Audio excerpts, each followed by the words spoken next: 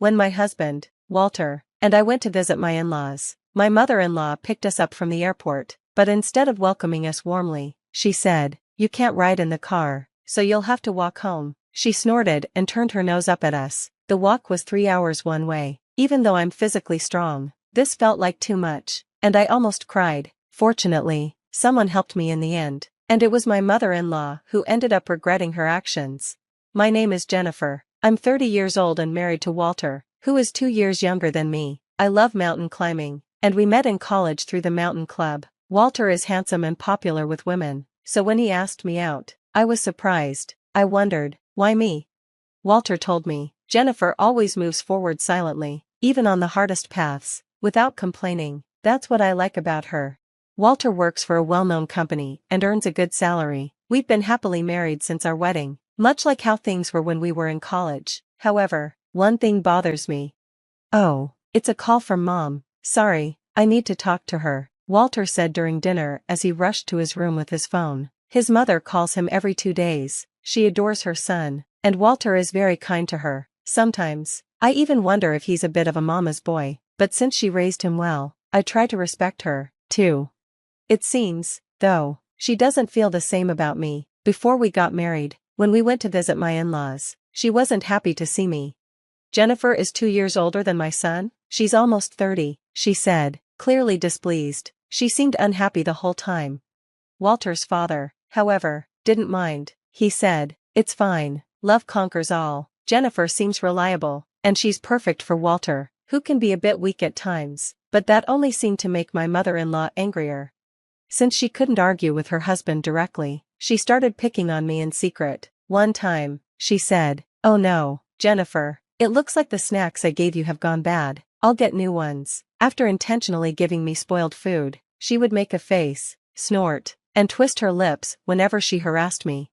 But I didn't let it bother me. I smiled and said, "It's okay, I can eat it," and I cut off the bad part of the dried fruit and ate the rest. My mountain climbing experience had taught me to eat what I could, even if the food wasn't great.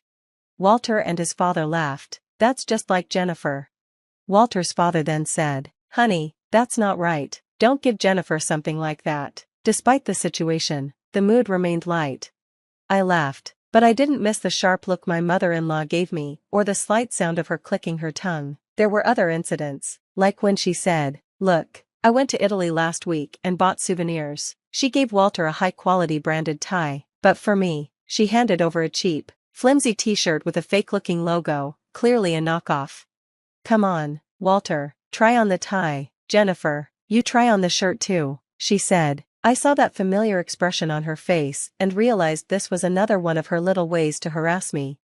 I forced a smile and said, I can't wear a tie with casual clothes." I added, "I'm not up for it right now either," trying to keep the mood light, but inside, I was fed up. Later, I only used that t-shirt for chores like weeding in the summer or as a joke to show my friends in photos. I hated even looking at it.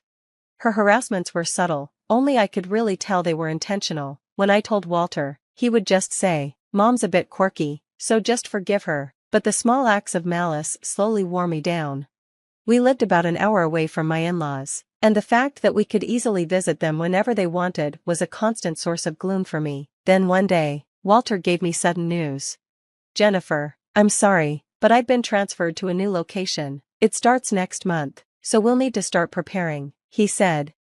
Though Walter apologized, I secretly felt relieved. This transfer would give us an excuse to put some distance between us and his mother. Plus, the new location was close to my parents' home, which felt like moving from stress to comfort. "Got it. I'll take care of the preparations and ask my family for help," I said cheerfully, excited to get away from my mother-in-law's constant petty harassment. While I was a little nervous about starting a new life, most of my feelings were about the relief of being free from her. We moved, and I thought I could finally put some distance between us, but soon after settling in, I got another call from her. "Hello, Jennifer, where have you been? You didn't answer the phone. You're not neglecting my son while hanging out at your parents' house again, are you?" she asked, clearly accusing me. I wanted to sigh heavily, but I held back and replied, "I'm sorry, I couldn't answer earlier. I was in line at the checkout." Walter might be tired in this new environment. I wanted to support Walter with nutritious meals since he was adjusting to the new environment. But my mother-in-law started calling every 2 days. Even though we saw each other less, we talked more, though it was mostly her making snide comments. She'd say things like, "My son is sensitive. I wonder if someone with such thick skin like Jennifer can understand him. His high school girlfriend was so delicate, but his taste has really changed," making remarks that made me uncomfortable. I began to wonder if she was using me as her outlet for stress. I felt like a trash can for her frustrations. What hurt the most were her comments about children. She'd say, "Jennifer, you're already 30, aren't you? What do you think about having children? I wonder if, being older than my son, you can have a normal child." I was shocked that someone would say such a thing in this day and age. Since this was already a sensitive topic for me, I cried after hanging up the phone.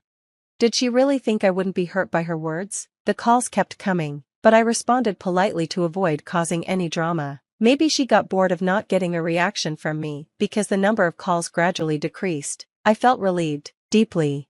On New Year's Day the following year, Walter and I went to visit my in-laws. They were supposed to pick us up from the airport. When we arrived, Walter's dad greeted us warmly. "Hey Walter, Jennifer, long time no see." His friendliness was a relief since I had been dreading seeing my mother-in-law. "Happy New Year, Mom and Dad," Walter said. "Happy New Year," I added. We exchanged New Year's greetings, but my mother-in-law didn't even look at me. Maybe she was angry because I had been distant on the phone. It was a tense and awkward situation, and I wasn't sure how I'd get through it.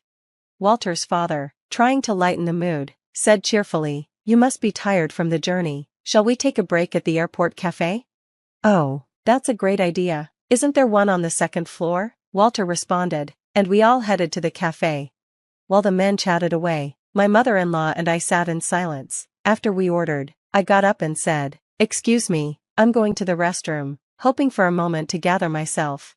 "Oh, maybe I'll go too," my mother-in-law said, standing up to follow me. I immediately had a bad feeling about it.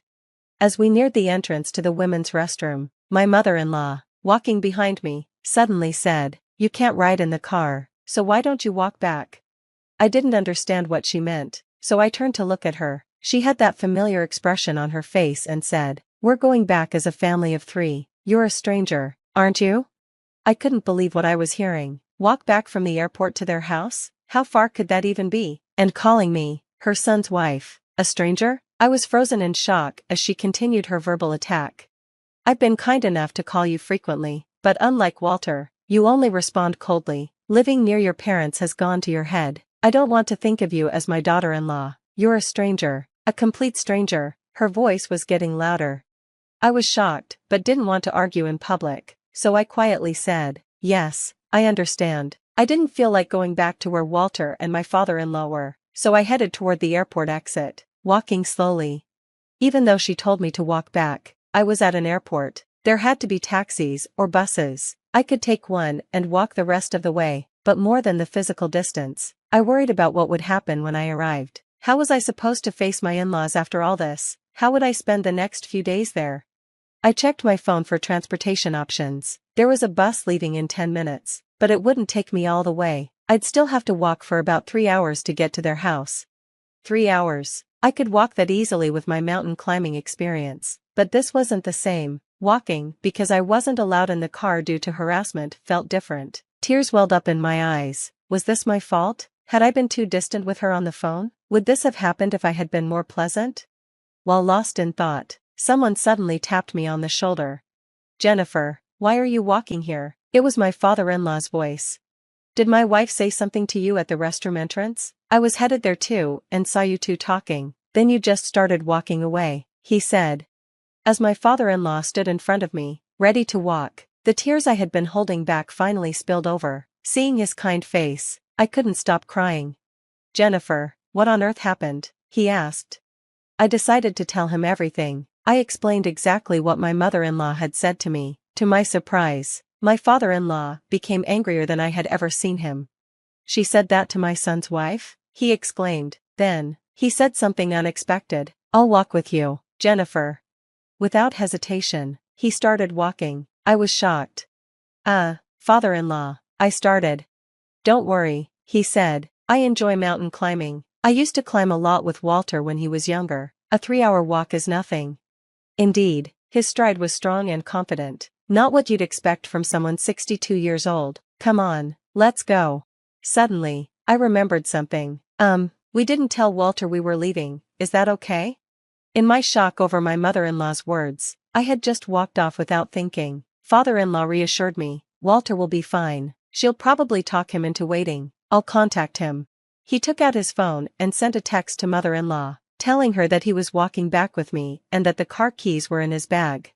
As we waited for the bus, his phone rang. Father-in-law answered it, sounding angry but controlled. It must have been mother-in-law on the other end. I could hear her voice shouting, trying to explain. I heard what you said to Jennifer. My father-in-law said firmly, if you're going to say that, I won't ride in the car either. I could hear my mother-in-law's panicked response, that's not it. She said she wanted to walk for exercise. How brazen. I was more stunned than angry. Father-in-law cut her off. We'll talk when we get home. He hung up and shoved his phone into his pocket. A moment later, my phone started ringing. It was definitely mother-in-law trying to call me. Father-in-law and I exchanged looks. We both decided to ignore it. I wasn't in the mood to deal with her. We silently boarded the bus and, once we got off, continued walking. This way's a shortcut, father-in-law said. There's a slope for a while, but let's do our best. With his occasional advice, it felt like we were mountain climbing together. However, I hadn't planned on walking so much today. I was wearing regular boots, and father-in-law was in leather shoes. This wasn't ideal for such a long walk. During the journey, I barely spoke but eventually asked, father-in-law, are your feet okay? Will walking in those shoes hurt after a while? He glanced at my feet, noticing my boots, and squinted thoughtfully. I guess we're in the same boat, my father-in-law said, sighing. Making a woman walk such a long distance in those shoes, unbelievable. We thought about calling a taxi, but neither of us suggested it. We both wanted to spite my mother-in-law. But Jennifer, you're strong, he added, walking such a long distance without complaining. That's probably why Walter was drawn to you. Hearing that made me feel a bit happy. We continued our walk, stopping at a grocery store for drinks to stay hydrated.